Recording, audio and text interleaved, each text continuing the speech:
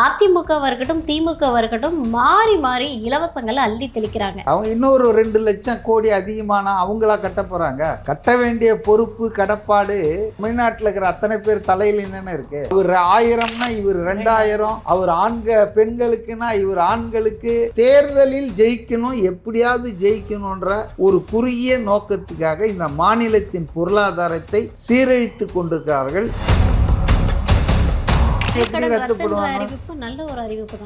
நல்ல அறிவிப்புங்க. வங்கிகள் அப்ப என்ன ஆகும்? வங்கிகளுக்கு நீங்க பணம் கொடுக்க மாட்டீங்களா? வங்கி திவால் ஆயிடுமா? படிப்படியாக நாங்கள் மதுவிலக்கை அமுல்படுத்துவோம். இளம் விதவைகள் இந்தியாவிலேயே அதிகமாக இருக்காங்கன்னு கனிமொழி தான் சொல்லிட்டு இருந்தாங்க. இப்போ முத்துசாமி என்ன சொல்றாருன்னா, திடீர்னு அதை பழக்கத்தெல்லாம் நிறுத்த முடியாது. இந்த அறிவு, இந்த புத்தி எடப்பாடி இருக்கும்போது ஏன் திமுகவுக்கு இல்லை? அந்த விஜய் அவர்கள் எப்ப மக்கள் கிட்ட போவாங்க, மக்கள் கிட்ட எப்ப பேசுவாங்க அப்படின்றத மக்களை சந்திக்கிறதுனா எனக்கு புரியலைங்க. ஒரு வீடா அவர் பார்க்கணும்னு நினைக்கிறீங்களா? அவர் ஈரோட்ல பேசினாரு. கொஞ்சம் இருங்க.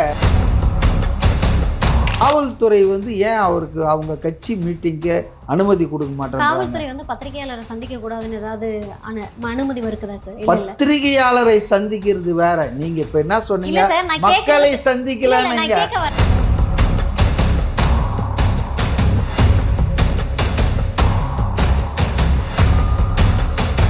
நிர்மலா சீதாராமனுடைய பட்ஜெட் அப்படின்றது அவங்க அறிவிச்சாங்க. அதில் தமிழகத்துக்கு எந்த நிதியுமே எந்த விதமான அறிவிப்புமே இல்லை. இது ஒரு பக்கம் இருக்க, பல்வேறு பிரச்சனைகளுக்கு நம்ம தொடர்ந்து மத்திய அரசுக்கிட்ட கையேந்திக்கிட்டே இருக்கோம். அவங்களும் நமக்கு காசு கொடுத்த மாதிரி இல்லை, தொடர்ந்து பிரச்சனை பண்ணிக்கிட்டே இருக்காங்க. இப்படி இருக்கிற பட்சத்தில் அதிமுகவாக இருக்கட்டும் திமுகவாக இருக்கட்டும் மாறி மாறி இலவசங்களை அள்ளி தெளிக்கிறாங்க. நீங்கள் இப்போ பார்த்துருப்பீங்க, சடனாக அதிமுகவுடைய பொதுச் செயலாளர் எடப்பாடி பழனிசாமி என்ன சொல்லியிருக்காங்க அப்படின்னா, அறிக்கைகள் வெளியிட்டிருக்காங்க. அந்த அறிக்கையில் ஒரு சில அறிக்கைகள் கொடுத்துருக்காங்க. முக்கியமாக நான் பார்க்குற விஷயம் என்ன அப்படின்னா, முன்னதாக மகளிருக்கு 2000 கொடுத்துருந்தாரு. இன்றைக்கி ஒரு முக்கியமான அறிவிப்பாக பார்க்க போகிறது என்ன அப்படின்னா, கல்வி கடனை நாங்கள் ரத்து செய்கிறோம் அப்படின்னு சொல்லி. ஆண்களுக்கு இலவச பஸ்ஸை விட்டுட்டீங்களா? ஆமாம் சார், அது முன்னதாக கொடுத்துருந்த அறிவிப்பு. நல்ல முக்கியமாக பார்க்க போகிறத நான் சொல்கிறேன். ஸோ இன்றைக்கி கொடுத்துருக்கக்கூடியதில் ஆண்டுக்கு 3 சிலிண்டர், அதே மாதிரி இல்லாமல் முக்கியமான ஒரு விஷயம் அப்படின்னா கல்வி கடன் ரத்து செய்ய போகிறோம் அப்படின்னு சொல்லியிருக்காரு. இது எல்லாமே முதல்ல எப்படி பாசிபிள் அப்படின்ற ஒரு கேள்வி வருது இல்லையா? இப்போ 10 லட்சம் ரூபா 10 லட்சம் கோடி கடனில் இருக்கக்கூடிய தமிழகம், நீங்கள் என்ன தைரியத்தில் இவ்வளவு கடன்களையும் இவ்வளவு இலவசங்களையும் அள்ளி தெளிக்கிறீங்க? என்ன கேட்குறீங்களா? எப்படி என்ன? அவங்களுக்கு ஒன்றும் கிடையாது. அவங்க இன்னொரு 2 லட்சம் கோடி அதிகமானா அவங்களா கட்ட போகிறாங்க? கட்ட வேண்டிய பொறுப்பு கடப்பாடு தமிழ்நாட்டில் இருக்கிற அத்தனை பேர் தலையிலையும் தானே இருக்கு. இப்போ 10 லட்சம் நீங்கள் சொன்னீங்க. எனக்கு கிடைச்ச புள்ளி வரும்படி 9.5 லட்சம் கோடி தான் கடனில் இருக்குது. ஒருவேளை இந்த ஆண்டு முடியறதுக்குள்ளே அது 10 லட்சம் ஆகலாம். ஃப்யூச்சரை நினச்சி நீங்கள் சொல்லிட்டீங்க போல இருக்கு. ஸோ இந்த 9.5 லட்சம் கோடிக்கு 60,000 கோடி நாம் வருடந்தோறும் வட்டி கட்டிகிட்டு இருக்கோங்க. கடன்னா அதுக்கு வட்டி இல்லாமல் யார் கடன் கொடுப்பாங்க? ஸோ 60,000 கோடி நாம் ஆண்டுதோறும் நம்ம வட்டி செலுத்துகிறோன்னா, மாதந்தோறும் 5,000க்கு மேலே வட்டி கட்டிகிட்டு இருக்கிறோம். Every month 12×5 60. 5,000 கோடி. 5,000 கோடி அதாவது வட்டி மட்டுமே போயிட்டுருக்கு. அசல் போல. புரியுதுங்களா? அப்போ 60,000 கோடி வட்டி தான் போகுது. இப்போ அந்த 9.5 லட்சம் அப்படியே இருக்குது. இதில் நீங்கள் ஒரு தகவல் கேட்டிங்கன்னா ஆச்சரியப்பட்டு போவீங்க. 1947லேருந்து 2021 வரைக்கும் எவ்வளோ சீஃப் மினிஸ்டர்ஸ் இருந்திருக்காங்க. இந்த கட்சியில் அந்த கட்சியில் எல்லாம் எம்ஜிஆர், ஜெயலலிதா, எடப்பாடி, அண்ணாதுரை, அப்புறம் காமராஜர், ஓமந்தூரார், ராஜாஜி, இப்படி நிறைய சீஃப் மினிஸ்டர் இருந்திருக்காங்க. 21 வரைக்கும் மொத்தமே கடன், தமிழ்நாட்டு கடன் 4.5 லட்சம் கோடி. இப்போ 21லேருந்து 4.25 வருஷத்தில் 5 கோடி 5 லட்சம் கோடி. 4.5 லட்சம் கோடி. இது 5 லட்சம் கோடி. இப்போ ஒரு ஸ்டாலின் 4.25 வருஷத்தில் இந்த 40, 50, 60 வருஷத்தில் வாங்கின கடனை 4 வருஷத்தில் வாங்கியிருக்கிறாருன்னா தமிழ்நாட்டின் பொருளாதாரம் எந்த அளவுக்கு சரிவை நோக்கி போயிட்டுருக்குது. இப்போ அவங்கள கேட்டால் என்ன சொல்கிறாங்கன்னா, நாங்கள் கடன் வாங்கி நல்ல விஷயத்தை தான் இல்ல பண்ணுறோன்றாங்க. சார், அவங்க அவங்க தரப்புல இருந்து வைக்கக்கூடிய விஷயம் என்ன அந்த அப்படின்னா, குறிப்பிட்ட ரேஷியோக்குள்ளே தான் நாங்கள் இன்னும் வாங்கிட்டு இல்ல இருக்கோம். சார், 23% வாங்கலாம், அதை தான் வாங்கிட்டு இல்ல இருக்கோன்றாங்க. இதுவரைக்கும் வளர்ந்த தமிழ்நாட்டுக்கும் இப்ப எங்க ஆட்சி வந்ததுக்கு அப்புறம் வளர்ந்திருக்கக்கூடிய தமிழ்நாட்டுக்கும் இருக்கக்கூடிய வித்தியாசம் தான் நாங்க வாங்கியிருக்கக்கூடிய கடன். தமிழகத்துல வந்து கல்வி, பொருளாதாரம், வேலை வாய்ப்பு அப்படின்னு சொல்லிட்டு எல்லாத்துலயுமே வந்து தமிழகம் முன்னிலையில இருக்கு அப்படின்னா வாங்கக்கூடிய கடன் கடன் தான். வாங்கி தான் இவங்க முன்னிலைப்படுத்தியிருக்காங்களா? கடன்லாம் வாங்காமலே காமராஜர் 9½ வருஷம் மிகச்சிறப்பான ஆட்சியை கொடுத்தாரு. அது பாருங்க, அது அப்படி இதெல்லாம் சொல்லக்கூடாது. கடனை குறைக்க வேண்டும் என்ற சிந்தை யாருக்குமே இல்லை. ஏன்னா இவங்க எல்லாருமே வந்து தேர்தலில் வெற்றி பெறணும், ம். மக்களுக்கு நலத்திட்டங்கள் என்ற பேரில் அரசு பணத்தை எடுத்து வாரி இறைக்கிறாங்க. நான் ஒரு விஷயம் சொல்கிறேன் கேளுங்க. இப்போ விடியல் பயணம்னு சொல்லி பெண்களுக்கு எந்த விதமான தகுதியையும் நிர்ணயிக்காமல் எல்லா பெண்களுக்கும்னு அறிவித்தாங்க. ம்.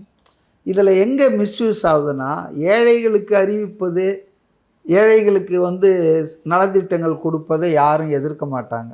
கண்டிப்பா. ஆனால் ஒரு லெவலுக்கு மேலே வசதி படைத்து, இப்போ அலுவலகத்தில், சென்ட்ரல் கவர்மெண்ட்டில், பேங்க்கில் வேலை செய்கிற பெண்கள் கூட வந்துட்டு போகிறாங்க ஃப்ரீயாக. இது அந்த டிரான்ஸ்போர்ட் கார்ப்பரேஷன்ஸ் இருக்கு இல்லையா, அதனுடைய அடித்தளத்தையே தகர்த்துருச்சு. இன்றைக்கி அதனுடைய ஃபைனான்ஸ் வந்து எல்லா டிரான்ஸ்போர்ட் கார்ப்பரேஷனும் ரெட்டில் இருக்குது, எதுவும் லாபத்தில் இல்லை. இப்போ நீங்கள் அதாவது பிள்ளையாருக்கு வந்து இன்னொருத்த ஏதோ கடை தேங்காய் எடுத்து வழி பிள்ளையாருக்கு உடைச்சா மாதிரி, இந்த மாநிலத்தின் பொருளாதாரம், இந்த மாநிலத்தின் பொதுத்துறை நிறுவனமான ஒரு அரசு போக்குவரத்து கழகத்தை நஷ்டத்தில் தள்ளிட்டு நீங்கள் வந்து லாபத்து, அதாவது அரசியல் ஆதாயம் பெறுவதற்காக இது மாதிரி திட்டங்களை, அதாவது பொருளாதாரத்தை கணக்கு வச்சு பண்ணுங்க. அதாவது ஏழைக்கேற்ற எல்லூரணிவாங்க, விரலுக்கேற்ற வீக்கம் வேணும். அப்போது இந்த டிரான்ஸ்போர்ட் கார்ப்பரேஷன்ஸ் எல்லாம் நல்லபடியாக நடத்தி லாபத்தில் இருந்தால் நீங்கள் இதெல்லாம் செஞ்சால் யாரும் சொல்ல மாட்டாங்க. இன்றைக்கி சொல்கிறேன், டிரான்ஸ்போர்ட் எம்ப்ளாயீஸ் ரிட்டையர் ஆனாங்கன்னா அவங்களுக்கு பென்ஷன் கிடைக்கிறதுக்கு 5 வருஷம் ஆகுது, 6 வருஷம் ஆகுது, பென்ஷனரி பெனிஃபிட்ஸ்லாம். ஏன்னா அந்த ஃபண்டையும் இவங்க எடுத்து காலி பண்ணிட்டாங்க கவர்மெண்ட். இது வந்து மிஸ்அப்ரோப்ரியேஷன் தான். ஒரு ஹெட்டில் கொடுத்ததை, பென்ஷனுக்காக சேமிக்கப்பட்ட அந்த ட்ரஸ்ட் ஃபண்டை கவர்மெண்ட் எடுத்து வேறு திட்டங்களுக்கு, வேறு செலவுகளுக்கு பயன்படுத்துறதுன்றது இது ரொம்ப தப்பான விஷயம். அப்போ இன்றைக்கி பார்த்தீங்கன்னு சொன்னால் மேனேஜ்மெண்ட் ஆஃப் ஃபைனான்ஸ் தான் தமிழ்நாட்டில் தொடர்ந்து நடக்குது. இப்போ எடப்பாடியும் ஸ்டாலினும் போட்டி போட்டுக்கொண்டு, இவங்க அவர் 1000னா இவர் 2000, அவர் பெண்களுக்குன்னா இவர் ஆண்களுக்கு, அவர் வந்து வேற என்ன சொல்ல போகிறாரோ தெரியல, கதாநாயகியாக வரும்னு கன்னிமொழி சொல்லிகிட்டு இருக்காங்க. போன முறை கதாநாயகன்னாங்க, அதில் 505 இன்னும் 100 கணக்கில் பாக்கி இருக்குது. அப்போ இந்த கதாநாயகி வந்து அப்புறம் வில்லன் யார் வர போகிறாங்கன்னு தெரியல. இப்போ இது வந்துங்க ரொம்ப தேர்தலில் ஜெயிக்கணும், எப்படியாவது ஜெயிக்கணுன்ற ஒரு குறுகிய நோக்கத்துக்காக இந்த மாநிலத்தின் பொருளாதாரத்தை சீரழித்து கொண்டிருக்கிறார்கள். அதுவும் எடப்பாடி பழனிசாமி என்ன நினச்சிக்கிட்டு இதெல்லாம் பேசுகிறாருன்னு தெரில. 3 சிலிண்டர் எப்படி ஃப்ரீயாக கொடுப்பாரு? அதே போல் நீங்கள் வந்து கல்வி கடனெல்லாம் நாங்கள் ரத்து பண்ணுறோம், விவசாயி கடனே ரத்து ஆகாமல் கிடைக்குது. இப்போ கல்வி கடனை எப்படி ரத்து பண்ணுவாங்க? அறிவிப்பு நல்ல ஒரு அறிவிப்பு தானே ஐயா. நல்ல அறிவிப்புங்க. வங்கிகள் அப்போ என்ன ஆகும்? வங்கிகளுக்கு நீங்கள் பணம் கொடுக்க மாட்டிங்களா? வங்கி திவால் ஆகிடுமா? வங்கியில் பணம் போட்டிருக்கிறாங்கல்ல, பப்ளிக் தானே பணம், வங்கி என்ன அச்சடிக்குதா? வங்கியில் இருக்கிற முதலீடு என்பது மக்களின் சேமிப்பு தானே. இப்போ அவங்க கடன் கொடுத்துருக்காங்க, அந்த கடன் வட்டியோடு திரும்பி வந்தால் தானே அது வந்து சுழலும், ரொட்டேட் ஆகும். அப்போ நீங்கள் ஒன்று அரசாங்கம் அதுக்கு அந்த கடனை அடைக்கணும், அதான் நான் புரிஞ்சுக்கிறேன். அப்போ அரசாங்கத்துக்கிட்ட ஏது பணம்? இன்னும் கடன் வாங்குவீங்களா? இப்போ நீங்கள் வந்து தூய்மை பணியாளருக்கு வேலை கொடுங்கன்னா பணம் இல்லைன்றீங்க, பகுதி நேர ஊழியரை நிரந்தரப்படுத்துறங்கன்னா வேலை இல்லைன்றீங்க, சம வேலைக்கு சம ஊதியம் கொடுங்கன்னா ஃபண்டு இல்லைன்றீங்க. இப்போ இதுக்கெல்லாம் எப்படி? நீங்கள் ஒவ்வொரு பேப்பரையும் எடுத்து பாருங்கள், கடந்த 1 மாதமாக விளம்பரங்கள் எவ்வளோ போயிட்டுருக்கு பாருங்கள். இந்த 5 வருஷத்தில் இவ்வளோ சிக்கல் இருக்கும்போது ஒரு சேமிப்பு பண்ணோமா வேணாமா? சிக்கனம் பண்ணோமான்னா கவர்மெண்ட் எக்ஸ்பெண்டிச்சரை கம்மி பண்ணோமா வேணாமா? கவர்மெண்ட் எக்ஸ்பெண்டிச்சர் கூடிக்கிட்டே போகுது. அதுவும் விளம்பரங்கள் பாருங்க, இது இது வந்து இன்னும் பல மாதங்களுக்கு தொடரும். மாடல் கோட் ஆஃப் கான்டக்ட் வர்ற வரைக்கும் இவங்க விளம்பரத்தை போட்டு தள்ளிட்டு இருப்பாங்க. எஃப்எம்ல, டிவியில், பத்திரிகையில். இதெல்லாம் யார் பணம்னு நினைக்கிறீங்க? விளம்பரம்ன்றதை தாண்டி இல்லை இவ்வளோ பணம் கோடி நீங்கள் வட்டி கட்டிக்கிட்டு கடன் வச்சிட்டு இருக்கீங்க. நீங்கள் நல்ல கம்ஃபர்டபுள் பொசிஷனில் இதெல்லாம் பண்ணால் யாரும் கேட்க மாட்டாங்க. இப்போ உங்களுக்கு 50 ரூபா வருமானம் வருது, ஒரு 5 ரூபா 10 ரூபா செலவு பண்ணால் பிரச்சனை இல்லை. நீங்களே வந்து 100 ரூபா கடனில் உட்காந்துட்டு வட்டி கட்டிகிட்டு இருக்கீங்க. நீங்கள் நான் வந்து இதெல்லாம் அரசாங்கம் செய்யக்கூடாதுன்னு சொல்ல, உங்களுக்கு செய்வதற்கான ஒரு கம்ஃபர்டபுளே இல்லையா? சுற்றி இவ்வளோ பிரச்சனை இருக்குது, பணம் இல்லைன்றீங்க. ஆனால் இதுக்கு மட்டும் எங்கேருந்து பணம் வருது? அப்போ கடன் வாங்குறீங்க. அப்போ அந்த கடனுக்கு வட்டி, இது திரும்பவும் அழுத்துது. இது ஒரு விசைச்சக்கரங்க. கடன் வாங்கிறது, வட்டி கட்டுறது, அப்புறம் அடுத்ததுக்கு கடன் வாங்கிறது, இது வந்து ஒரு ஆபத்தான போக்குன்னு தான். அதிமுகவா இருக்கட்டும், திமுகவா இருக்கட்டும், அவங்களுடைய தேர்தல் பொறுப்பில்லாத இவங்கெல்லாம் ஆட்சி பண்ணிக்கிறாங்க. 30 வருஷம் திமுகவும் அதிமுகவும் தமிழ்நாட்டை ஆண்டு இருக்கின்றன. ஆனால் இவ்வளவு இரஸ்பான்சிபிளாக இருப்பாங்க? உங்கள் வீட்டில் இப்படி நடந்துக்குவீங்களா? உங்கள் வீட்டின் பொருளாதாரத்தை இப்படி நீங்கள் பண்ணுவீங்களா? அப்படி தானே நாட்டின் பொருளாதாரத்தை பண்ணோம். நாடு வந்து கஜானா இருக்குதுன்னு அடித்து விட முடியுமா? அது 2 பேரையும் தான் நான் சொல்கிறேன். அதாவது ஆட்சிக்கு வரணும், அதிகாரத்தை சுவைக்கணுன்றதுக்காக இதில் ஊழல் பெரிய அளவுக்கு பணத்தை சாப்பிடுதுங்க. டெவலப்மெண்ட் ஆக்டிவிட்டீஸில் பணம் போச்சுன்னா அது திரும்பி வரும். ஊழலில் போகிற பணம் எங்கே திரும்பி வரும்? அதனால் கரப்ஷனும் ஹையாக இருக்குது இவங்க 2 பேர் ஆட்சியில். இந்த மாதிரி mismanagement of finance, unnecessary expenditure பண்ணுறதால மேலும் கடனாக தான் ஆகும். அதனால தான் இந்த 4.25 வருஷத்தில் 5 லட்சம் கோடி ஆனது கடன். இதுதான் இப்போ தான் வந்து 10 லட்சம் லேப்டாப்பை கொடுக்குறாங்க, அவசரமாக கொடுக்குறாங்க. அது +2 காரனுக்கு கொடுக்கல, காலேஜில் இருக்கிறவங்க கொடுக்குறாங்க. இன்னும் 2-3 மாதத்தில் அவன் காலேஜ் விட்டு போயிடுவான். ஏன்னா அவன் 18 வயசு ஆகியிருக்கான். அந்த பார்த்து அவனுக்கு ஓட்டு இருக்குதான்னு பார்த்து கொடுக்குறாங்க. ஹைஸ்கூலில் படிக்கிறவன் பல பேருக்கு ஓட்டே இருக்காது. ஸோ இது எல்லா சிந்தனையும் ஓட்டை வாங்கணும், ஜெயிக்கணும், ஆட்சியை பிடிக்கணும், கொள்ளை அடிக்கணும், இப்படியே போயிட்டு இருந்தா இந்த மாநிலம் மக்கள் என்ன ஆவாங்க? அதான் என்னுடைய கேள்வி. 2 பேருமே தேர்தலை நோக்கிய பயணத்துல வந்து ரொம்ப தீவிரமா இருக்காங்க சார். தேர்தலில் வெற்றி பெறணுன்ற குறியா இருக்காங்க. ஓகே, என்ன இருந்தாலுமே வந்து அவங்க மக்களுக்கான அறிவிப்பை கொடுத்துக்கிட்டு இருக்காங்க. எங்களுடைய தேர்தல் வாக்குறுதி என்ன, நான் வந்தா மக்களுக்கு என்ன பண்ண போறேன்னு சொல்லிட்டு இருக்காங்க. இது எதுவுமே எனக்கு சம்பந்தம் இல்லை, சொன்னதே செய்யாம இருக்காங்களா? அதை என்ன சொல்றது? பல்வேறு திட்டங்களை நாங்க நிறைவேற்றிருக்கேன்னு சொல்லிட்டு முதலமைச்சர் டாஸ்மாக் கடைகளை மூடுவோம், படிப்படியாக நாங்கள் வந்து மதுவிலக்கை அமுல்படுத்துவோம், இளம் விதவைகள் இந்தியாவிலேயே அதிகமாக இருக்காங்கன்னு கனிமொழி தான் சொல்லிட்டு இருந்தாங்க போன தேர்தலில். இப்போ முத்துசாமி என்ன சொல்கிறாருன்னா, திடீர்னு அதை பழக்கத்தெல்லாம் நிறுத்த முடியாது, படிப்படியாக தான் பண்ணணும் அப்படின்னு. இப்போ இந்த அறிவு, இந்த புத்தி எடப்பாடி இருக்கும்போது ஏன் திமுகவுக்கு இல்லை? மூடுன்னெலாம் பேசிகிட்டு இருந்தீங்களே. அதனால் சந்தர்ப்பவாத நிலை எடுக்கிறார்கள். அவங்க வந்து இதெல்லாம் விட்டுட்டு தேச நலன், மாநில நலன், மக்கள் நலன், இதை நீங்கள் பார்க்கணும். அப்போ தான் அது வந்து ஒரு நல்ல ஆட்சியாக இருக்க முடியுங்க. ஓகே, அப்படி வந்து இப்போ புதுசாக இருக்கக்கூடிய தாவேக கட்சியின் தலைவர் விஜய் இருக்காரான்றதா என்னுடைய கேள்வி. விஜய் மற்ற 2 பேரும் சார் தேர்தலை நோக்கி பயணம் பண்ண ஆரம்பிச்சிட்டாங்க, மக்களை சந்திக்க ஆரம்பிச்சிட்டாங்க, மக்களுக்கு என்ன தேவைன்றதை சொல்ல ஆரம்பிச்சிட்டாங்க, களத்துக்கு வந்துட்டாங்க.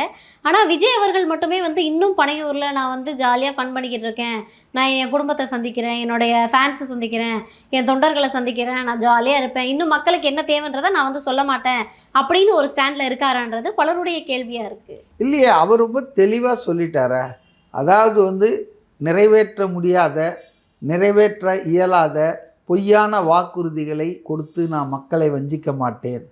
எது சாத்தியமோ, எது தேவையோ, எது முடியுமோ அதைத்தான் நான் சொல்வேன். இது ஒன்றுலேயே அவர் எல்லாரையும் விட உயர்ந்துட்டார. ரொம்ப தெளிவாக மக்கள்கிட்ட சொல்லிட்டார். இதை நான் வந்து 3 சிலிண்டருன்னா என்ன, 4வது சிலிண்டரு இல்லை, இவர் ஆண்களுக்குன்னா ஒருத்தர் வந்துட்டு ஏதாவது 3ஆம் பாலினத்துக்கும் ஃப்ரீ, இப்படி அவர் காம்படிட்டிவ் பாலிடிக்ஸ் பண்ணல. 2வது அவர் என்ன சொல்ல போகிறான்றது டாக்டர் அருண்ராஜ், இந்த எக்ஸ்-IRS ஆஃபீஸர் தலைமையில் அந்த டூர் போயிட்டுருக்கு அந்த குரூப்பு. அவங்க வந்து மக்கள்கிட்டலாம் கேட்டுட்ருக்காங்க. அதை கேட்டு அவங்க வந்து இப்போ சொல்ல போகிறாங்க. அவங்க அதை வந்து விரைவில் அறிவிச்சிருவாங்க அவங்க தேர்தல் அறிக்கையை. ஆனால் நான் என்ன கேட்குறேன்னா, 30 வருஷம் ஆட்சி பண்ண கட்சிகளுக்கு மக்களுக்கு என்ன பிரச்சனைன்னு தெரியாதா? இப்போ இவங்க ஏன் டூர் பண்ணி கேட்டுட்ருக்காங்க? இவங்கக்கிட்ட இவ்வளோ எம்எல்ஏ எம்பிகள் இருக்காங்க, அவங்கள கேட்டாலே சொல்லுவாங்களே. இப்போ இவங்களுக்கு ஒரு எம்எல்ஏவும் இல்லை, எம்பியும் இல்லை, இவங்களுக்கு அரசியல் அனுபவம் இல்லை, தொடங்கி 2 வருஷம் தான் ஆச்சு. So they are going and approaching the people, என்னெல்லாம் உங்களுக்கு குறை சொல்லுங்கன்னு கேட்டு எழுதுகிறாங்க. ஆனால் திமுக அதிமுக எதுக்கு மக்கள் குறையில்லை? இவங்க தான் ஆட்சியிலே இருந்திருக்காங்களா? இவங்களுக்கு இவ்வளோ நாளாக தெரியலையா? 60 வருஷம் போதாதான் மாற்றி மாற்றி ஆண்டிருக்காங்களா? எல்லாமே ட்ராமாங்க.